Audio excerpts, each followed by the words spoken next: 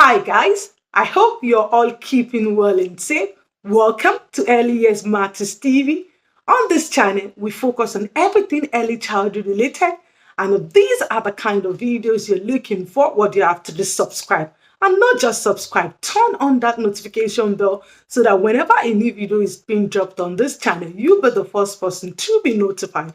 Today, I'm going to be talking about how to build a positive early childhood learning environment for children with additional needs. Yes, today's discussion is going to be all about how to build a positive early childhood learning environment for children with additional needs. As an early childhood educator, you're going to have children with additional needs in your early childhood classroom. For instance, you could have children that have autism, ADHD, spinal bifida. You could have children that is on wheelchair. You could have children that have sensory or learning needs. So you might be wondering, how are you going to create a positive early childhood learning environment for these children? Don't worry, this is what this video is all about. We're in the 21st century and with children with additional needs in the early childhood classroom. As an early childhood educator, you're definitely going to have the student. You're going to be working with them either for a year or 2 years. And I'm going to be giving out some tips today in relation to how to create a positive learning environment for these children. First way to going about this is to build a strong relationship with these children. Yes, you start by building a strong relationship with these children. You might be wondering, Florence, how will I go about building a strong relationship with these children? There are different ways. You start by getting to know the children, if they're verbal, if they're vocal. You ask them questions, just getting to know them. Ask them questions such as what they like, interests, their dislikes, what they do at home, what they like at home, how many brothers, how many sisters, how many people in their family, do they have any pet? So when you do this, you're building a strong relationship with them. You're getting to know the children. You get to know their dislike. For instance, you get to know some of the things that upset them. You'll be able to find out maybe some of the children, for instance, that have autism, that they don't like to be in a noisy environment. So you're gathering all this information about the student. When you do this, you're definitely going to build a strong relationship with them, asking them questions if they're verbal, if they're vocal, what they like to do, their interests, their dislikes.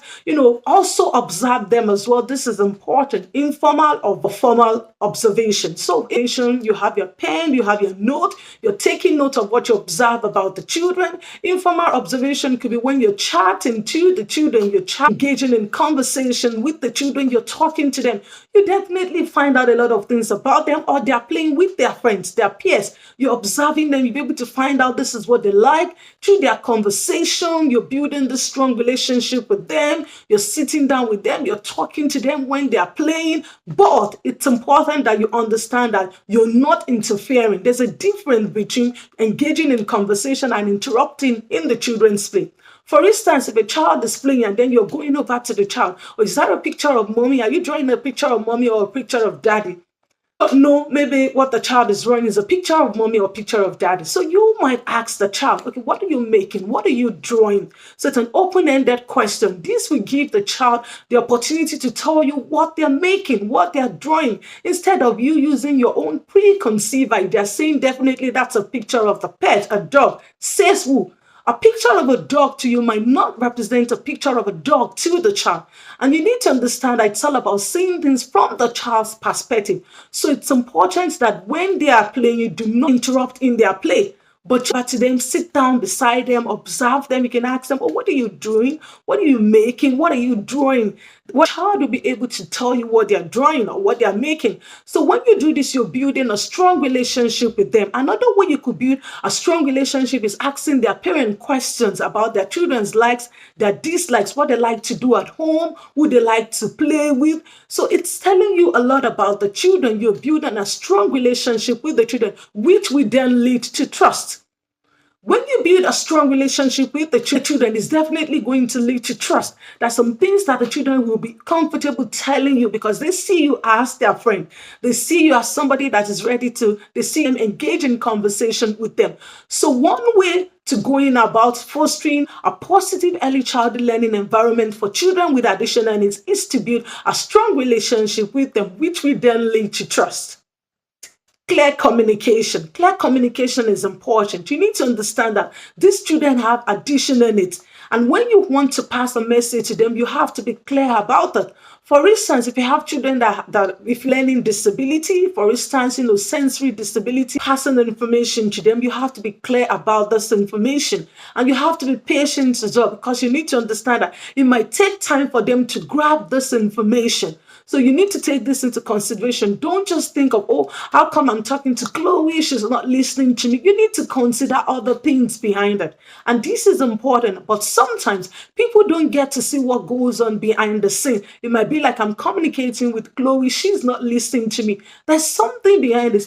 If Chloe has, for instance, sensory needs, she has learning difficulties, this could pose a barrier to when you're communicating with her. So you need to be patient about it. It might require you to repeat yourself over and over. But you also need to understand that in early childhood, you're bound to repeat yourself. Young children, Florence, put on your coat. Why do I have to put on my coat? Florence, tie your shoelaces. Why do I have to tie my shoelaces? So you have to keep repeating yourself. Now imagine children with additional needs. So when you're communicating with them, you have to be clear about it. It requires to be patient.